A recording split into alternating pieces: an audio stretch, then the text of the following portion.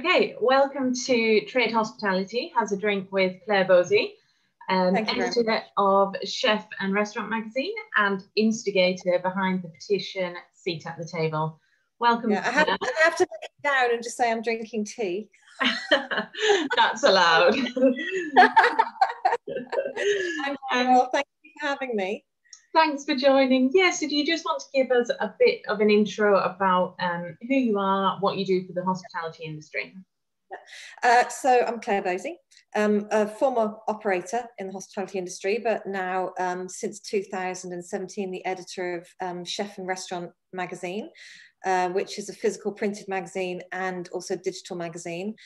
We have a UK title, a New York title, which is just about to expand to wider USA. And we also launched, very good timing, we also launched in the Middle East in March 2020. So the launch was fantastic, but COVID hit, so we mothballed that and we'll be picking that up later on this year.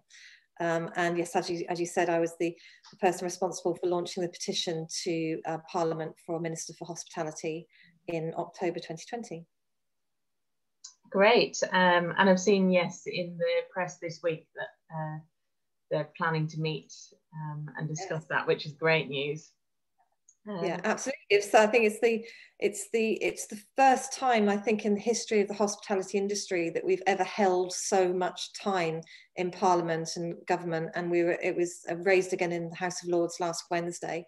A credit to everybody who signed and shared and supported the petition, because it's, you know, like I said, it's the first time the industry has actually used its voices and come together as one entity to say, come on, you know, this isn't good enough. We deserve better than this. So exciting times. Amazing. We are a powerful industry when we come together. So yeah, on that note, starting 2021 with COVID and Brexit, what are your kind of predictions for the year ahead within hospitality?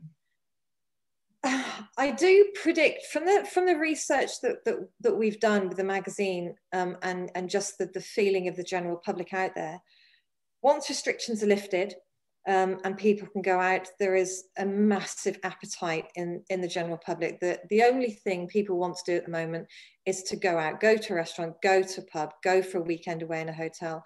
I think that hospitality is going to be a bit of a golden age. It's going to be a roaring 20s again as soon as we can get open.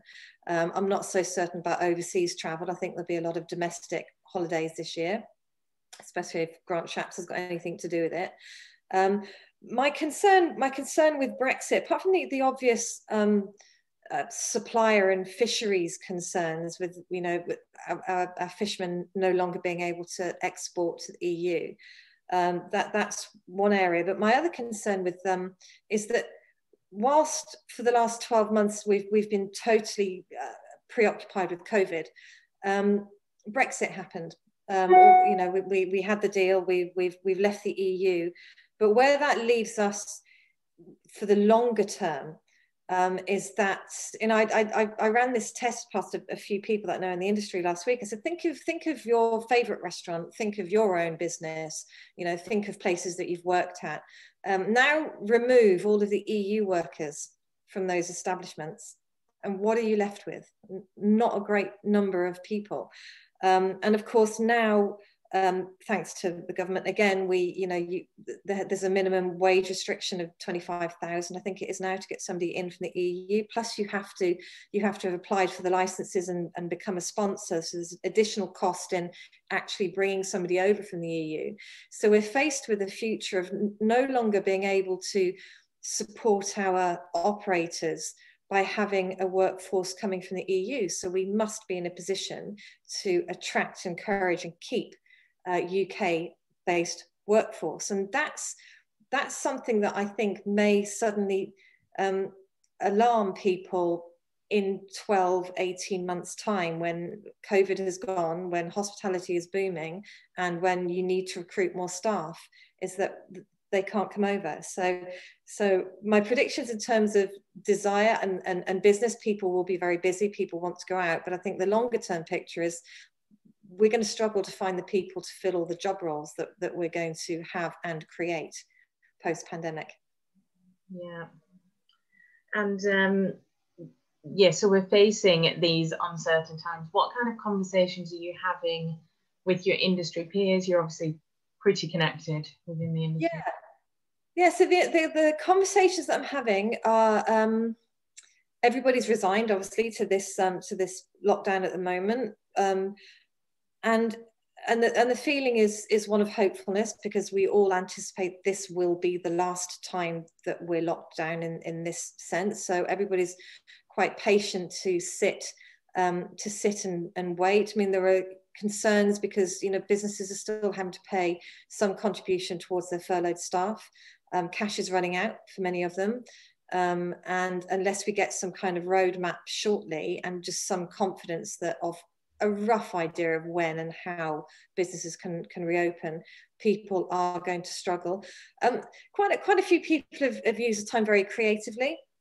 You know, whether it's creating new dishes. You know, I spoke to a chef today who actually went into, you know, he's got a Michelin star place, and he went into his wine cellars during lockdown and realised actually just how much stock he had in his wine cellars, because over the years he just bought 6 of this and 3 of that, and all of a sudden he had like a really large wine list that he didn't think he needed it to be that large. He wanted it, so him and his wife spent time making it smaller.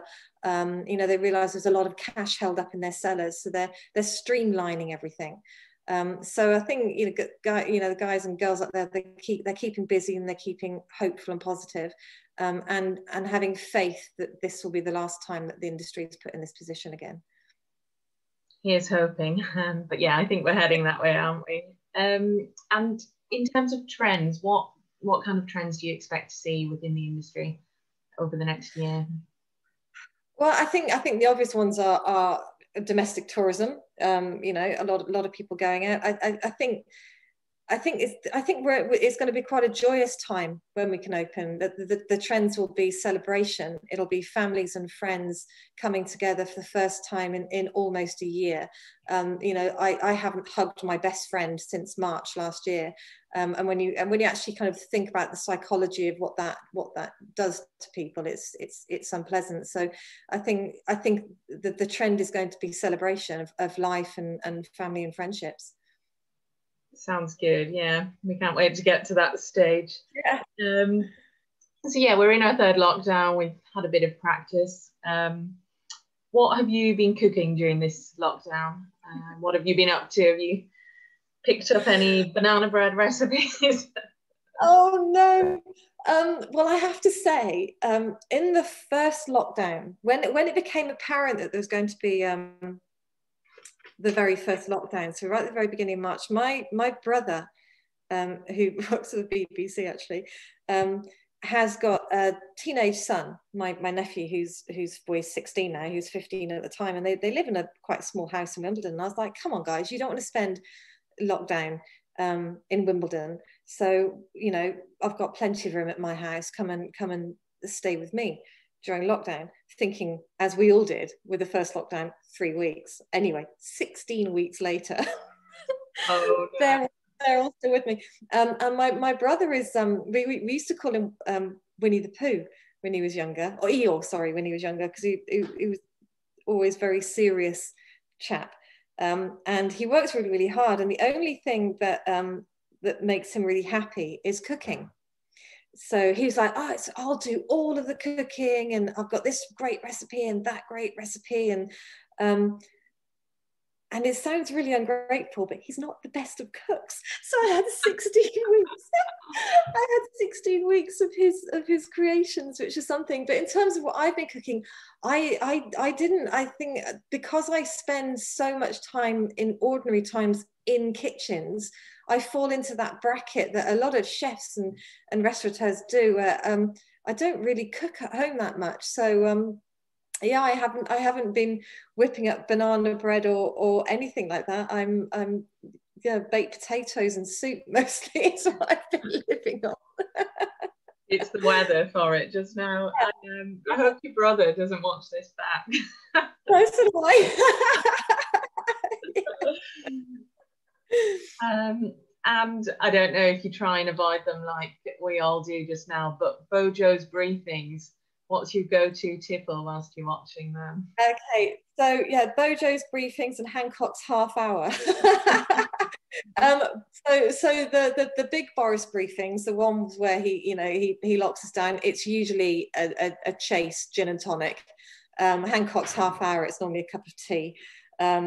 Because you kind of with Hancock, you kind of want to listen, and it's the health aspect of it. And with Boris's you just want to go, oh Christ, have a gin and tonic. just watch it. Definitely.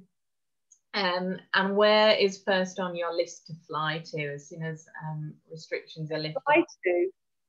To fly to. It would have to be, in terms of flights, it would have to be over to New York, because the New York edition, which is now becoming the USA edition, was so well received, and the last time I was over there was in February. I did a great thing. So I was in Northern Italy and New York in February 2020. It's like not two of the hot spots at all. But yeah, I think New York definitely. I'm very, very keen to get back over there and pick up on some of the people and the contacts and writers and photographers and that we're working with, because it's just never the same over Zoom. I mean, it isn't, is it? I mean, it's great we can talk over Zoom, but it's not the same as actually, hanging out and going for a glass of wine or a cup of tea or something. So yeah, I think one of my first places is New York, and then I want to see the sea. I haven't seen the sea for over a year. So I'm very keen to get somewhere warm at some point in time. In terms of in the UK, where am I keen to go back to in the UK? Oh, in terms of restaurants, I was supposed to be going to Ducasse in January at the Dorchester, which I was really looking forward to. Supposed to be going to Clare Smyth, which I was really looking forward to going to. But then there are some great places. It's just difficult to pick one. I just want to be able to go somewhere indoors, sit down and have food and drink with friends. So anywhere that offers that right now. I know, it sounds like a dream just now, doesn't it? Yeah. You were very spoiled before. We didn't realise. Yeah, absolutely. And other than eating out and traveling, what are you most looking forward to post-lockdown? Friends and family. I'm the youngest of 5. Apart from my brother who is with me, I haven't seen my other kind of nieces and nephews for a long time. I've got a couple of family members who are shielding, so I haven't seen them apart from over Zoom.